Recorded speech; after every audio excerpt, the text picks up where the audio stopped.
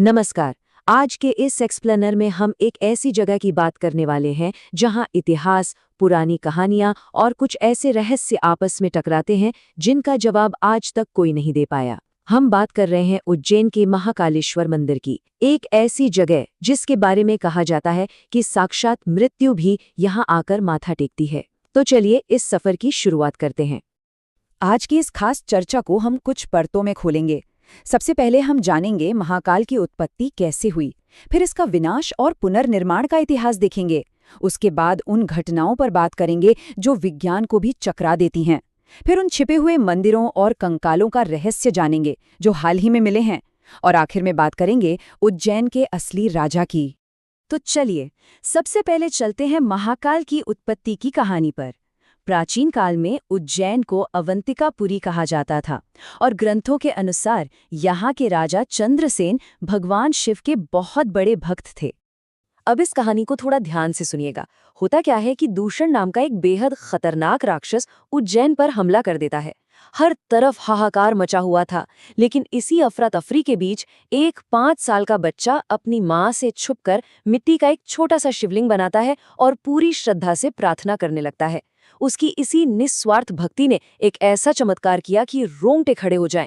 कहते हैं कि भगवान शिव स्वयं उस बालक की रक्षा के लिए एक स्वयंभू ज्योतिर्लिंग के रूप में प्रकट हुए और महाकाल का रौद्र रूप धारण करके पल भर में उस राक्षस को भस्म कर दिया।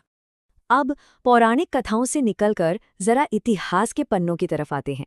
महाकालेश्वर मंदिर की ख्याति इतनी ज्यादा थी कि मध्यकालीन दौर में ये लगातार आक्रमणकारियों के निशाने पर रहा। अगर हम रिकॉर्ड्स देखें तो 1235 में दिल्ली के सुल्तान इल्तुतमिश ने इस मंदिर को पूरी तरह से तबाह करने का आदेश दिया था। लेकिन आपको जानकर हैरानी होगी कि हमले से ठीक पहले स्थानीय लोगों ने मुख्य ज्योतिर्लिंग को बचाने के लिए उसे पास के ही एक कुएं में छिपा दिया था। बाद में औरंगजेब के समय में इन्हीं खंडरों के ऊपर एक मस्जिद बना दी गई। मतलब लगभग 500 सालों तक ये जगह वीरान सी रही। लेकिन फिर 1728 में बाजी पलटी। मराठों ने एक शानदार जीत हासिल की और 1732 में मराठा शूरवीर राणोजी राव सिंधिया ने इस पूरे मंदिर परिसर का फिर से वो भव्य निर्माण करवाया जिसे आज हम देखते हैं। इतिहास की बातें तो हो गई, लेकिन अब हम जिस चीज की बात करने वाले हैं वो अच्छे वैज्ञानिकों का दिमाग घुमा देती है। कुछ ऐसी रस्में जो बिल्कुल तर्क के परे हैं, और इसकी शुरुआत होती है सुबह 4 बजे की भस्म आरती से। आपने भस्म आरती का नाम जरूर सुना होगा। अगर हम पुरानी और आज की परंपरा की तुलना करें तो सच कहूं, प्राचीन काल की परंपरा थोड़ी सिहरन पैदा करने वाली थी। पहले भस्म आरती के लिए शमशान घाट से लाई गई उस दिन की पहली मानव चिता की राख का इस्तेमाल होता था। बिल्कुल इंसानी राख। यह इस बात का एकदम सीधा और कड़वा प्रतीक था कि जीवन का आखिरी सच मृत्यु ही है। हालांकि आज के समय में इसे बदल दिया गया है। अब ये राख गाय के गोबर, पीपल, शमी और कुछ खास लकड़ियों को जलाकर तैयार की जाती है। लेकिन वो जो मौत और वैराग्य से जुड़ा मंदिर का गहरा संदेश है ना, वो आज भी उतना ही मजबूत है। इसी मंदिर परिसर के पास एक और जगह है, काल भैरव का मंदिर। यहाँ जो होता है वो किसी जादू से कम नहीं है।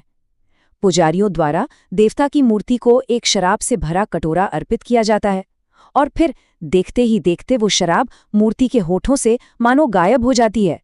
और ये कोई पुरानी सुनी सुनाई कहानी नहीं है, ये आज भी हर दिन होता है। तो अब सबसे बड़ा सवाल जो किसी के भी दिमाग में आएगा कि भाई आखिर ये शराब जाती कहाँ है? ऐसा तो है नहीं कि लोगों ने पता लगाने की कोशिश नहीं की। बड़े बड़े आधुनिक वैज्ञानिकों ने, पत्रकारों ने और यहाँ तक कि ब्रिटिश काल में अंग्रेजों की एक पूरी खुदाई टीम ने इस रहस्य को सुलझाने की पूरी कोशिश की।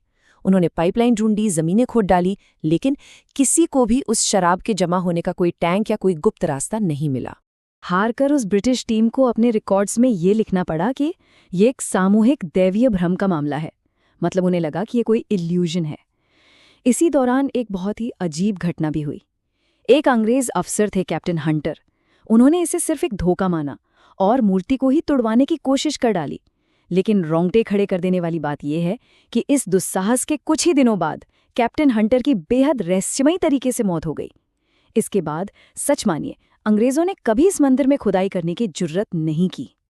चलिए अब इस रहस्य की चौथी परत हटाते हैं, जो है वास्तुकला की अजीबोगरीब विसंगतियां और कुछ छिपे हुए मंदिरों के राज। इस मंदिर की बनावट में कुछ बातें बिल्कुल अलग हैं। पूरे देश के 12 ज्योतिर्लिंगों में से ये इकलौता ऐसा ज्योतिर्लिंग है जिसका मुख दक्षिण दिशा की ओर है। और अगर आप हिंदू मान्यताओं को जानते हैं तो आपको पता होगा कि दक्षिण दिशा सीधे तौर पर मृत्यु और परलोक से जुड़ी है। इसके अलावा कर्क रेखा बिल्कुल इसके ऊपर से गुजरती है। एक और दिलचस्प चीज है तीसरे माले पर मौजूद नागचंद्रेश्वर मंदिर, जो पूरे साल में सिर्फ एक बार नाग पंचमी के दिन खुलता है। और एक है जूना महाकाल। ये दरअसल मुख्य ज्योतिर्लिंग का ही एक छुपा हुआ डुप्लीकेट मंदिर है, जिसे शायद पुराने समय में हमलावरों को चकमा देने के लिए बनाया गया था। लेकिन वास्तुकला से भी बड़ा सस्पेंस अभी बाकी है। हाल ही में जब मंदिर के आसपास विस्तारीकरण के लिए 20 फुट गहरी खुदाई की गई तो कुछ ऐसा मिला जिसने सबको हैरत में डाल दिया। आज की बिल्डिंग के ठीक नीचे लगभग 11वीं शताब्दी के एक बहुत ही भव्य मंदिर के खंडहर मिले हैं। और इस खुदाई में जो सबसे चौंकाने वाली चीज मिली वो सिर्फ पत्थर या मूर्तियां नहीं थी, बल्कि वो थे मानव कंकाल। जी हाँ, कई बिखरे हुए इंसानी कंकाल और हड्डियां मंदिर के ठीक नीचे दबी हुई मिली। अब ये कंकाल यहाँ कैसे पहुंचे और ये किसके हैं, ये एक बहुत बड़ा अनसुलझा सवाल है। पुरातत्व विभाग फिलहाल इन हड्डियों की ऑस्टियोलॉजिकल स्टडी कर रहा है, लेकिन आज भी ये केस पूरी तरह से एक मिस्ट्री ही बना हुआ है। तो चलिए अब आते हैं हमारे एक्सप्लेनर के आखिरी और सबसे खास हिस्से पर। ये समझना बहुत जरूरी है कि उज्जैन में महाकाल सिर्फ एक भगवान नहीं है, वो इस पूरे शहर के असली, वास्तविक और सर्वोच्च राजा माने जाते हैं। और एक जीवित राजा की तरह ही अलग अलग मौसम और त्योहारों के हिसाब से उनका रूप भी बदलता है। शिवरात्रि पर उन्हें एक दुल्हे की तरह सजाया जाता है, सावन के महीने में उनका शाही राजा का रूप होता है, दिवाली पर उनका पूरा दरबार दियों की रोशनी से जगमगा उठता है, और कार्तिक के महीने में वे एक शूरवीर की तरह अपनी पालकी में सवार होकर प्रजा का हाल जानने निकलते हैं, बिल्कुल एक एक्चुअल सम्राट की तरह। अब अगर महाकाल यहाँ के राजा हैं तो उनका एक बेहद कड़ा नियम भी है। नियम ये है कि कोई भी सांसारिक शासक यानी कोई मुख्यमंत्री या प्रधानमंत्री उज्जैन में रात नहीं गुजार सकता। ये कोई मजाक नहीं है, इतिहास में ऐसे वाकये दर्ज हैं। भारत के पूर्व प्रधानमंत्री मोरारजी देसाई यहाँ रात रुके और कहा जाता है कि अगले ही दिन उनकी सरकार गिर गई। ऐसे ही कर्नाटक के पूर्व मुख्यमंत्री येदियुरप्पा रुके और उन्हें भी 20 दिन के अंदर इस्तीफा देना पड़ा। हालांकि मध्य प्रदेश के मौजूदा मुख्यमंत्री मोहन यादव ने हाल ही में खुद को महाकाल का बेटा बताकर यहाँ रात बिताई और इस सदियों पुरानी परंपरा को एक तरह से चुनौती दी है।